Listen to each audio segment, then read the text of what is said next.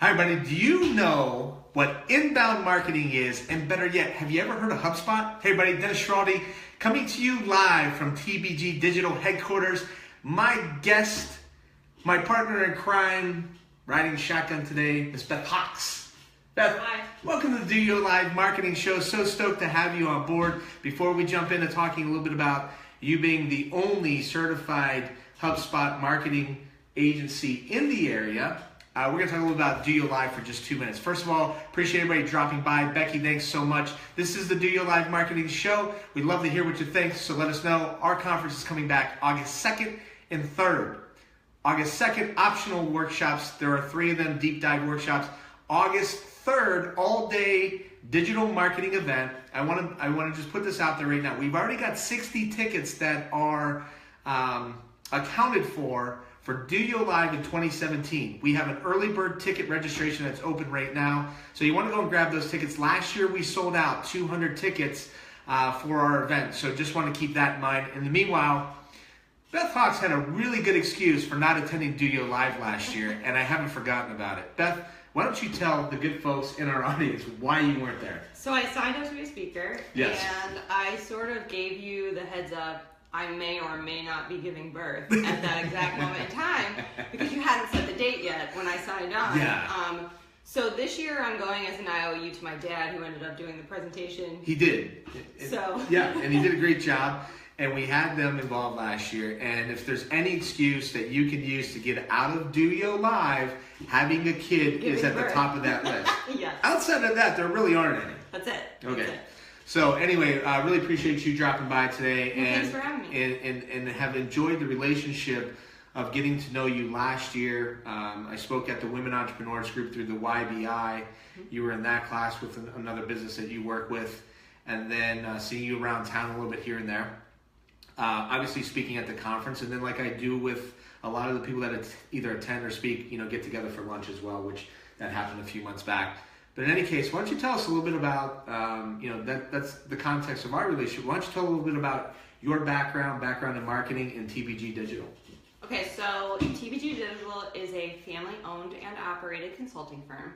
So I work with my dad. He's the owner. At one point, my brother worked with us. He doesn't anymore. But we have a small team of digital marketing consultants. Everyone on our staff is HubSpot inbound marketing certified. Sweet. And our agency itself is now partner certified, and we're one of only 9 offices in the state of Ohio. That's amazing. It's a big deal.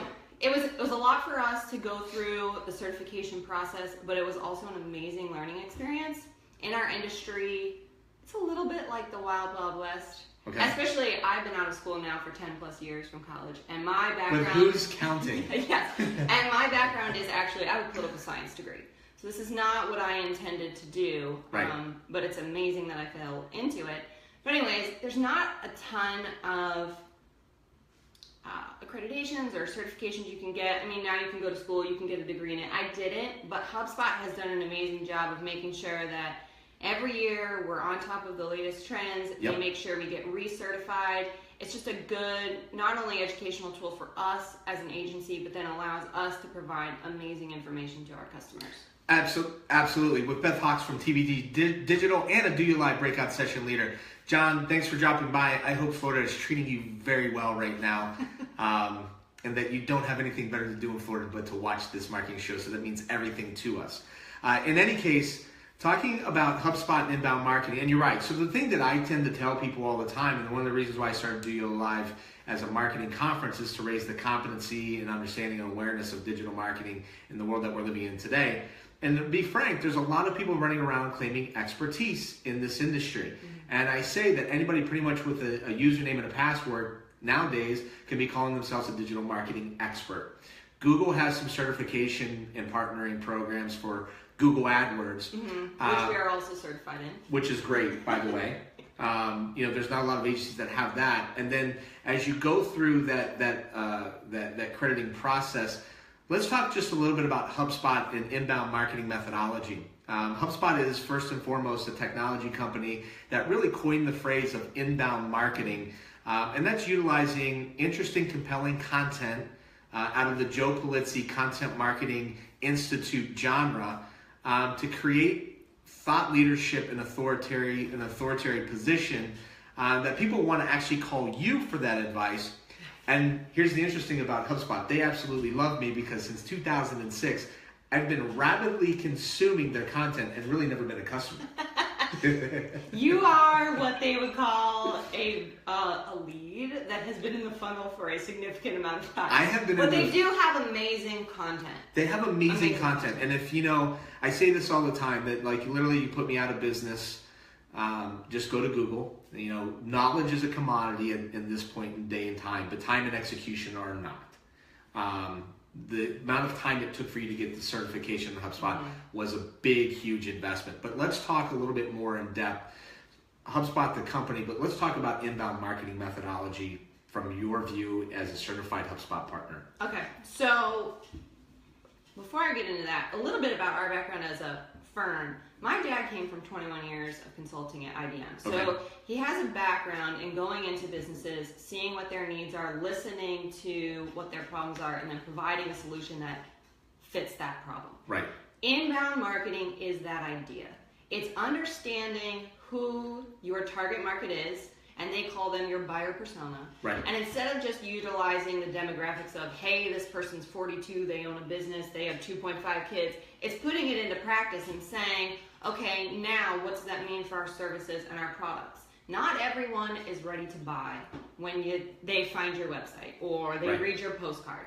There is a significant amount of time that they're in your sales funnel, and that's their buyer's journey. And the idea of inbound marketing is that you are creating content that meets their needs in every phase of that. Right. So it's lead nurturing. It is a ton of nurturing. It's not self-serving about you. It's more geared towards the individual and education.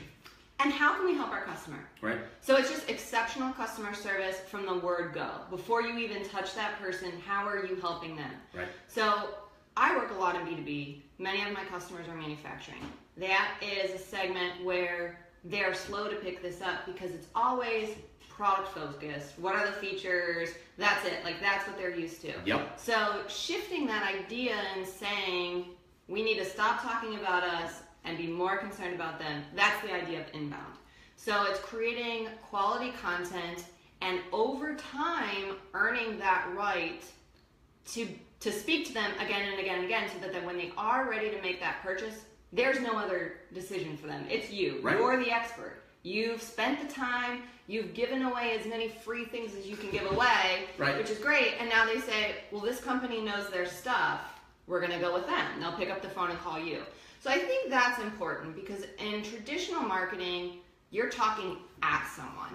You're throwing stuff out. You're hoping stuff sticks. And we do traditional marketing. Right. I place ads in trade show magazines. I still do it because it's a good way to augment an inbound marketing strategy. You have to have bits and pieces, but you also need to do it smart. But I think inbound is opening that conversation and being there when people have a need and seeing you as a solution. So well put. And, I completely agree with that. So when you talk about traditional marketing methodology, what we do from my perspective is that we leverage our online analytics and data for our inbound marketing strategy, and then that's how we spend our dollars even more intelligently for better conversion. And what I mean by that, whether it's my email or whether it's my opt-ins, those a lot of times will trigger some sort of print publication or direct mail or postcard, which is more traditional, which is disruptive, meaning that disruptive marketing, traditional marketing, is self-serving. I'm watching a TV show, and now all of a sudden I have to let somebody, a brand or a vendor, into my life because they want to come tell me about it based upon the demographics of the show. Everybody loves to get the phone call at dinner time that interrupts them. Every time at dinner time. Why is it always at dinner time? My husband's pretty good at it. Yeah. You will tell them I'm sitting here with my family. I love, so John's on the line here, and he's from Greenheart Builders, so give them a shout out. You're here locally in Youngstown, Ohio, doing some really big things regionally, commercial and in residential as well. And so he floated me a ticket to the Cleveland home show. So I went up, and it's really interesting, just for lack of better terms, this is a very archaic industry. There were T-Rexes walking around the showroom floor, And they say that because the show doesn't even endorse social media as a way. And you have all these HGTV stars that are Instagram people, and they don't even leverage that. And the way I found out about the show, to John's credit, is that he was on Facebook saying different things about the show that week. So I went up, gave me a ticket, and I was talking to a gentleman, and he was talking about how they canvass a neighborhood when they're doing a job. And basically what they do is they do a job in a neighborhood, and then the street team goes door knocking to everybody in that neighborhood, and they go in and they say, we're doing this job next door, and we wanted to tell you about this. And I said, well, that sucks, because so you're going to show up on my door, you're going to knock, and you're going to interrupt my day because you got a self-serving need. I go, I got 1,000 more ways to better approach that. I go, and I go, how many times a day you get your door slammed in your face? He's like, out of 100, probably 96. I go, that's a hell of a way to make a living. Yeah. Like, well, and there's a lot of industries that are like that. Now, there's some that are very advanced. Like I would say real estate is a little bit further, less on the inbound marketing, but jumped ahead as far as online stuff. So it just depends, but it is shocking when you go into something like that. And we do a lot of work with fire and EMS. Same thing. Yeah. Trade shows are where it's at. You pay 40 grand for the space. You bring your 4 ambulances. You let people come in, and I say, well, everybody that's going into that booth knows who you are. They're just coming to see a unit. That's not, you know, like, how can we get new people in?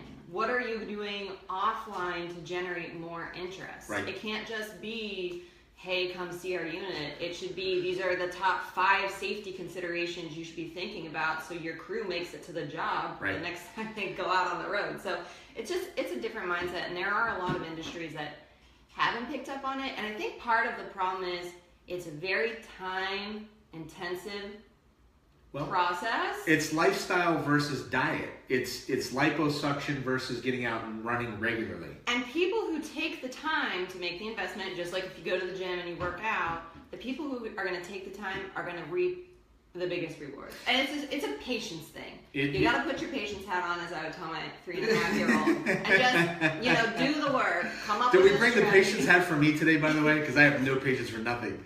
So I think that it takes. As far as a marketing company, when you go in and you say, okay, this is going to take 6 to 12 months for you to start seeing the return, people aren't really, they're open to it. They're becoming more open to it, but it's harder. So you really have to say, okay, I promise. We did our homework. We did our keyword research. We broke out who our buyer personas are. We understand their journey. These are the content. And 2, understanding what content is relevant when. Let's get into content here in a second. So we're talking about buyer persona, where you develop the buying habits and how people, go out throughout their day. So for instance, I have a rose gold iPhone, and I downloaded Musical.ly. So basically I have the same buyer persona as a 13-year-old girl. Yeah. Well, and some of that too. I'm joking. But no, so you do develop the buyer persona based upon either content or technology habits, income, level of, your title, different things like that in your industry that develop pattern recognitions of how you can get information and content and engage with people. Well, and I just want to talk a little bit about buyer personas real quick, because I think it's hard. When I was doing the women's class at the YBI, a lot of them were startups, and they didn't necessarily know who their buyer personas were yet because they hadn't been out there. And for us, we've been in business 10 years. I look at my buyer personas and I say, okay, of all these people that could buy it, who do I actually want as a customer? Because I think sometimes that's hard for businesses to sort out too. Okay. You can have all these traffic and all these leads, and you can sell things to a lot of different people. But what's going to get you the most for your money? What is your ideal customer? Yeah. So talking to the people that you have a great relationship with, or if you're B2C, people who have purchased repeatedly from you, what's that person like? Yep. Maybe it's picking 3 out of the 10 different buyer personas and just focusing in on those. It makes it a little bit easier than picking 20 different people you could sell stuff to. Then when you say who is your ideal customer, and they say everybody. No. They never get that one. No. So let's it's not, I'm telling you. Let's talk about content. So content comes in a lot of different forms.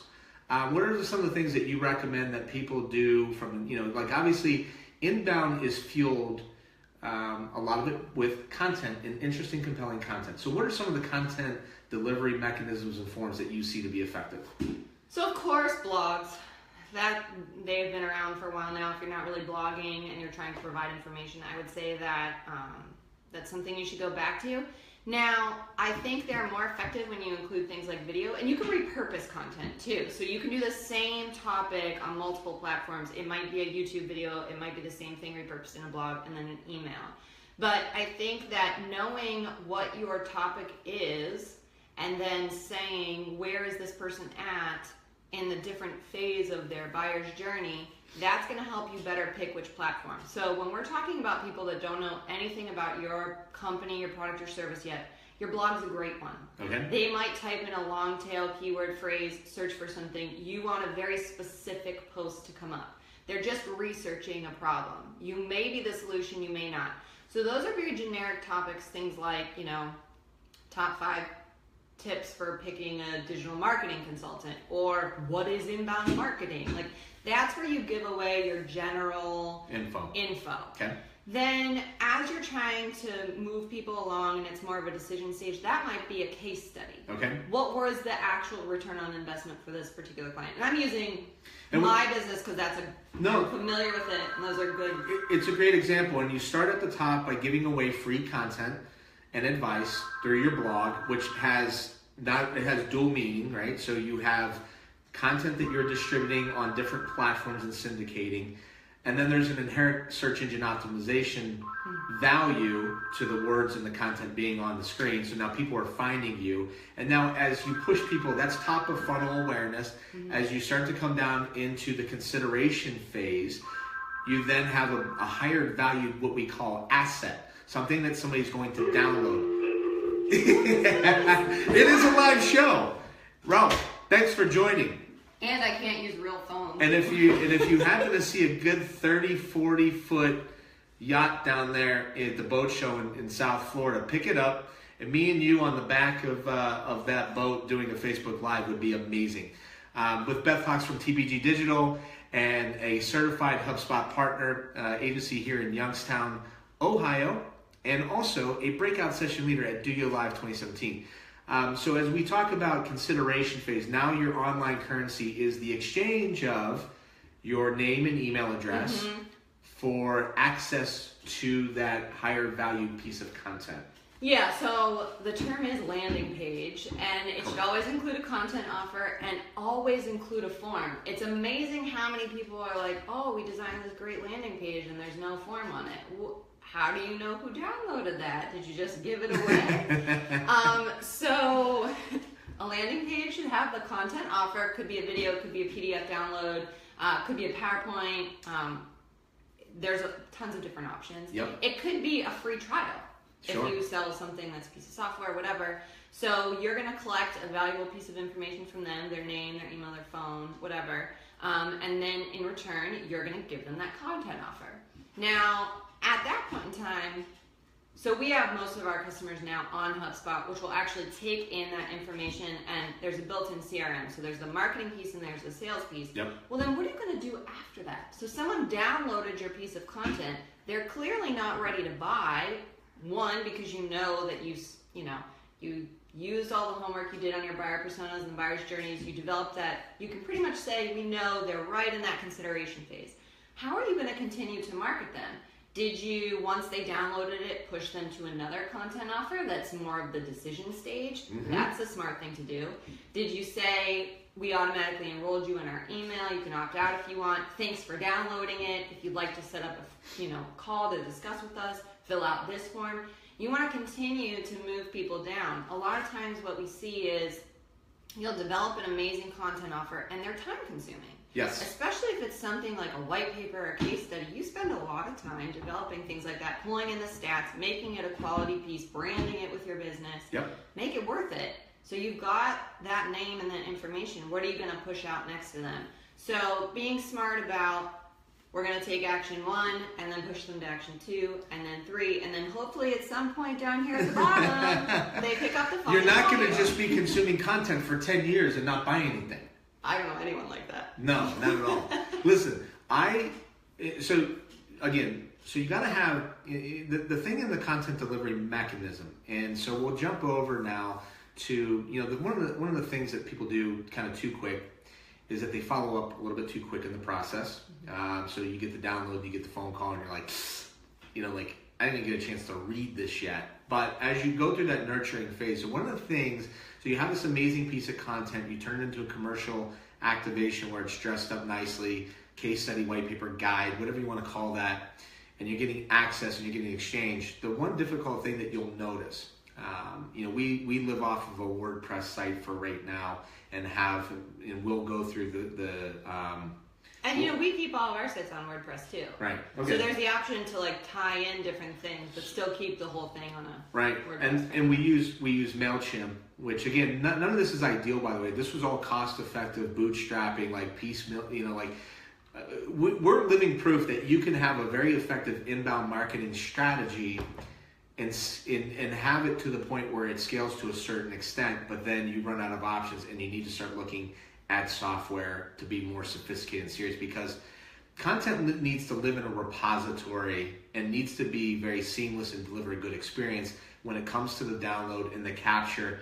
HubSpot's technology does some very interesting things with the CMS, with being able to score and profile, pull in social media contact information, give you various data points that are very important. And just a simple fact of building a landing page and having where are you going to store that repository of information so that they can download it and get it easy is complicated, but it doesn't have to be. So talk a little bit about the HubSpot technology and the platform. So to simplify it, HubSpot's basically your one-stop shop. Yeah. So a lot of times right now, what you'll see is people have their WordPress site, they use Google Analytics. That tells you how much traffic you have, but it doesn't necessarily tell you who your traffic is. Correct. You might have a phone tracking system that sends your Guilty. phone calls to your thing. And you might know, like, hey, the phone number on our website received 20 calls this month, and Correct. you might be able to listen to those phone calls, but unless you have it tied into a CRM, did those calls result in sales? That's you in a spreadsheet, which is not the most efficient time, if you're even at the spreadsheet. Well, I actually have HubSpot CRM, but I'm not religious about putting the information there. Guilty. Got it. Continue. So then you have Facebook, and you check there for insights, and you might know what your interactions were on a post. So the idea with HubSpot is it's one central system to not only disseminate your marketing information, and that's the marketing piece of it, but then they sell a separate thing, HubSpot Sales, that's a CRM, and when the two work together, I can go as detailed as Dennis came to the site this morning, he downloaded my white paper, then he signed up for my email. Next week I sent him out the email, he opened it, he went back to my site, downloaded the white paper I promoted in that email, and then if it gets to the point where you pick up the phone and you call, you can track the phone call in the system, and then if it does close, I can go into my CRM and I can say, okay, this deal was 10 grand, it was this, whatever. So you can use it for forecasting or for... And it's incredibly intuitive as well. So what I've noticed about using it and what I really like about it is that if you take the website and you put it into the contact when you create it, it actually populates automatically a lot of information. Well, it goes beyond that. Right? It goes, It's yeah, cool. like you're populating the company.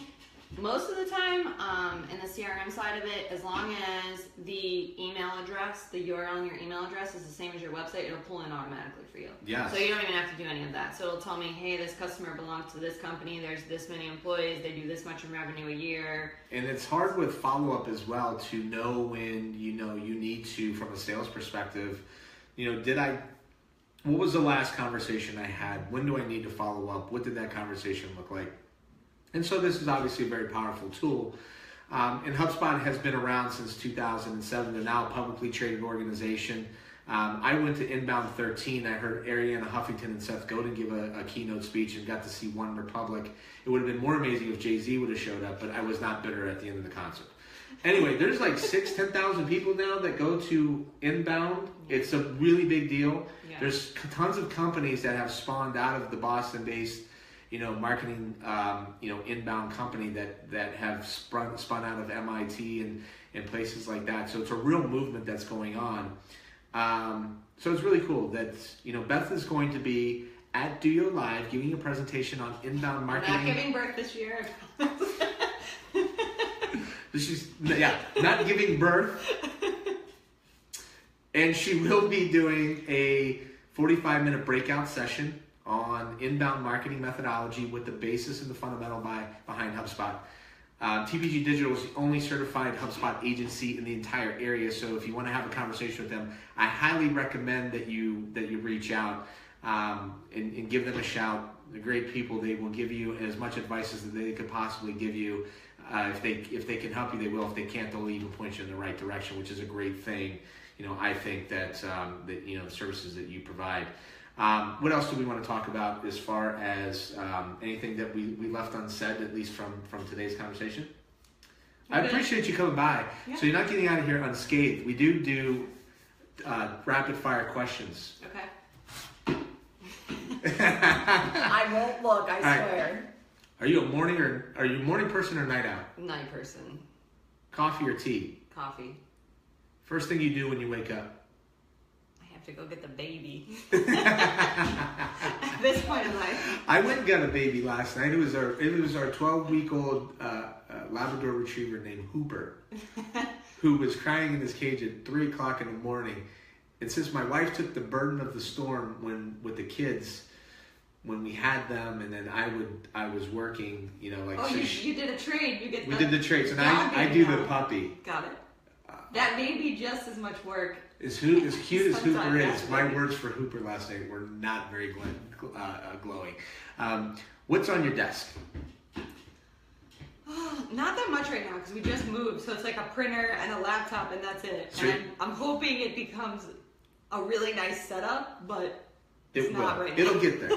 What's on your smartphone home screen? Nothing. Just the default.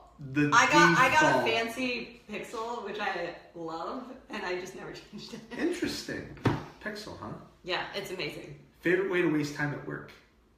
If that's a thing. You know what? I think it's really hard when you're in our industry to get on Facebook and do something for a customer and not go and check your personal stuff. So that happens a lot. It's like the rabbit hole of, and I have to be careful not to post anything because... I will tell you right now, this is no lie.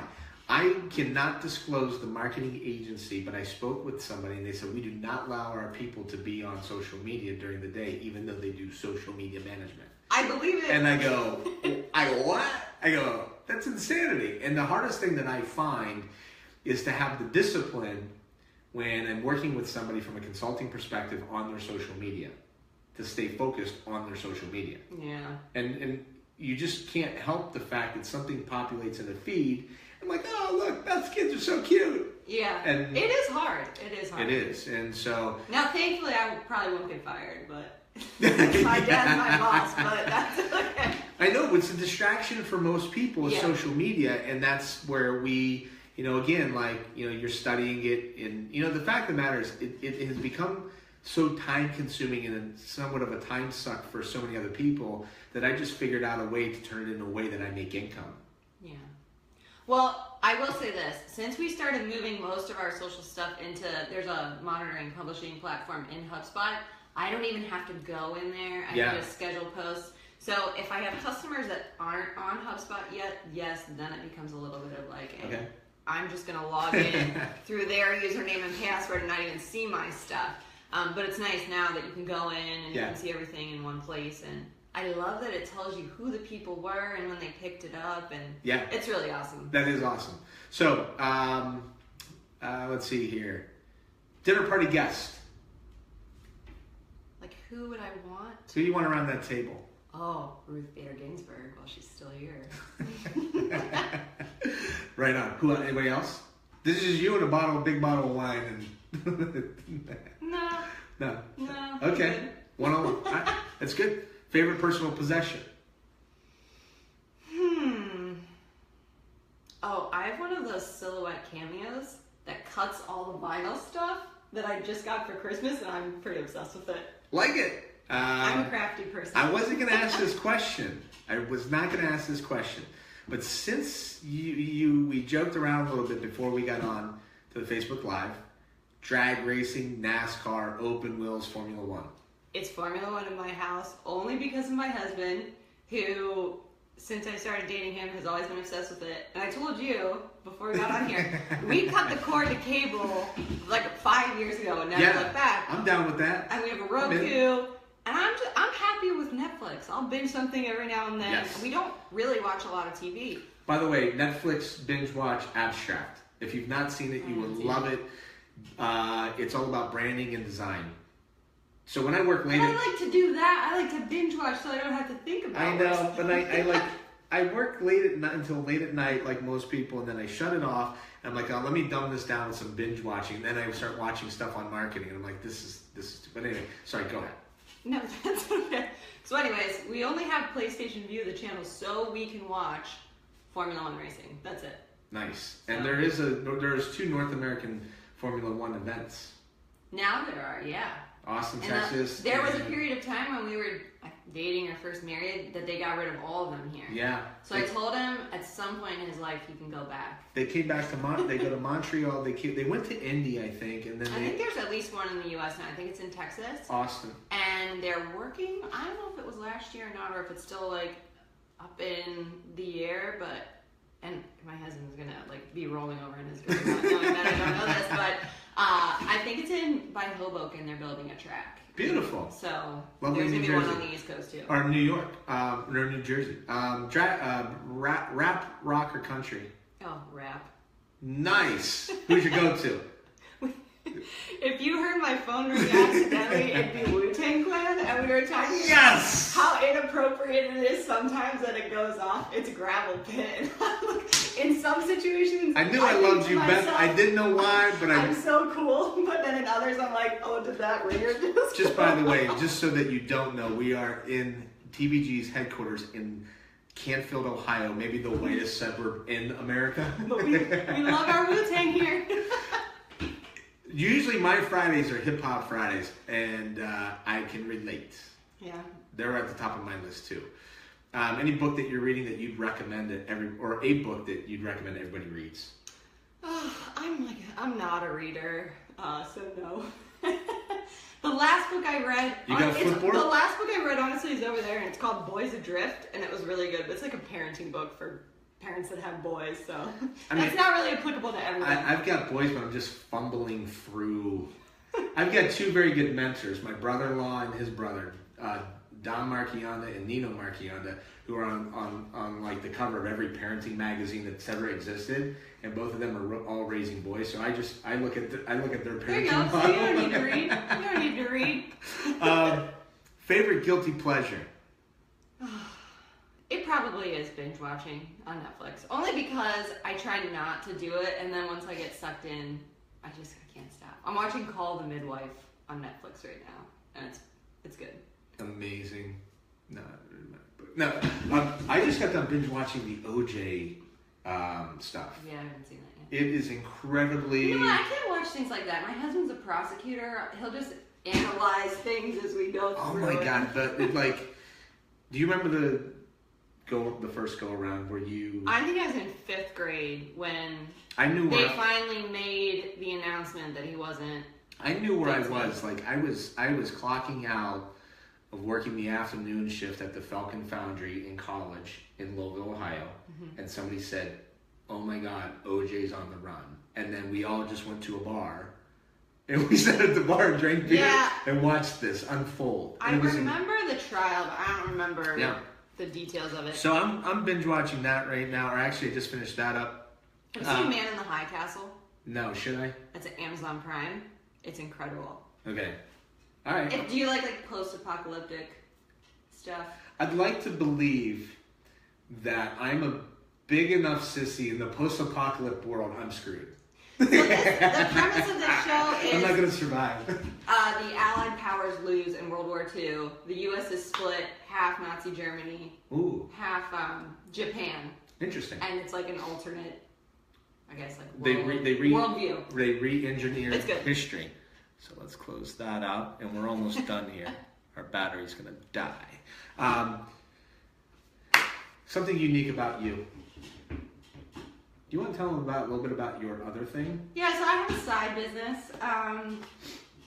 I I find that when you do digital marketing, it's a lot of, especially because I work from home, Yep. it's a lot of me and my computer and conference calls. And so I don't get to interact with people one-on-one, and I don't get to make things with my hands.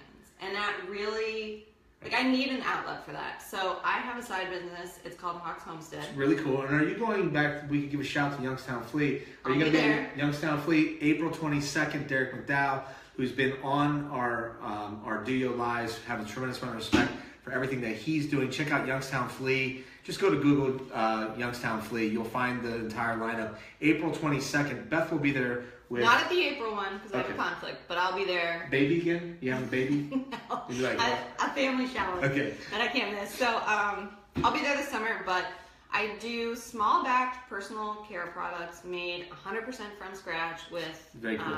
essential oils, and it's things like deodorants and body butter. And really, I got into it because I'm a hippie on some level, and I have eczema really bad, and I was looking for different ways that I could cut down on my exposure to toxins from different products that you buy in the store. So I made my own, and now I sell it.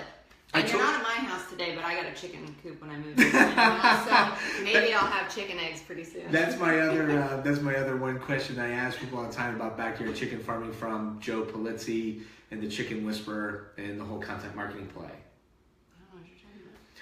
So basically, in Joe Polizzi's content marketing, it's the content that fuels the inbound marketing strategy, and he keynoted our conference last year.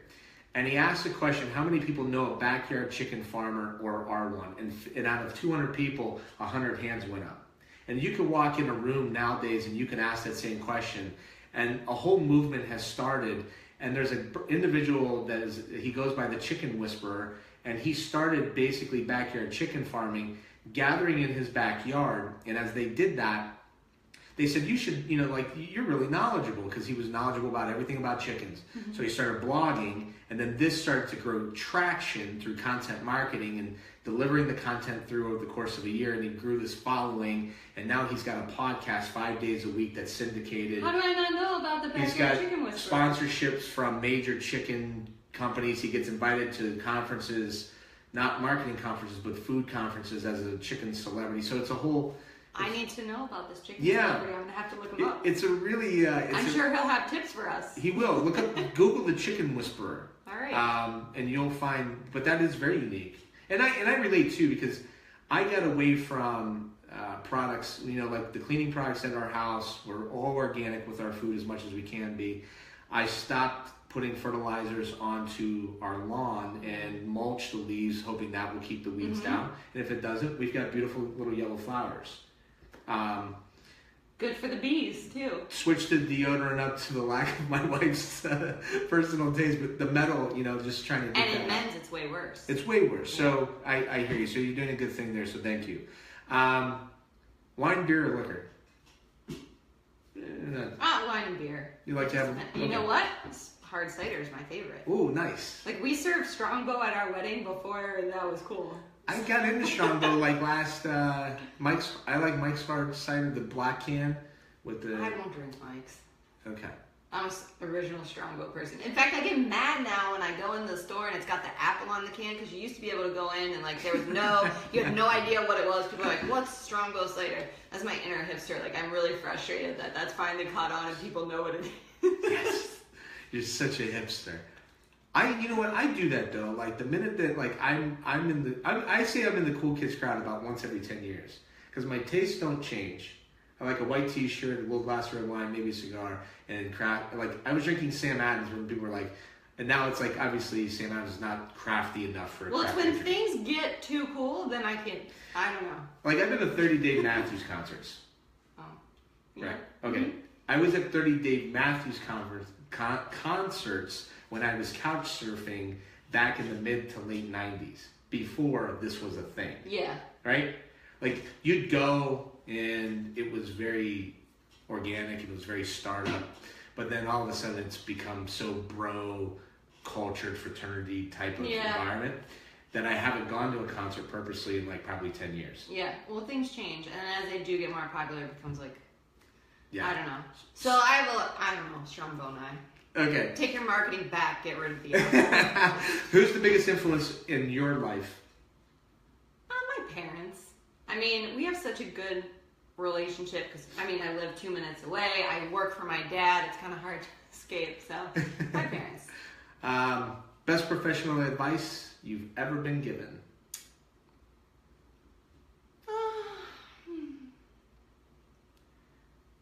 I don't know. I'm blanking. I'll tell you. My dad's my mentor. He's your mentor. It's just daily. Yeah, and it's not necessarily.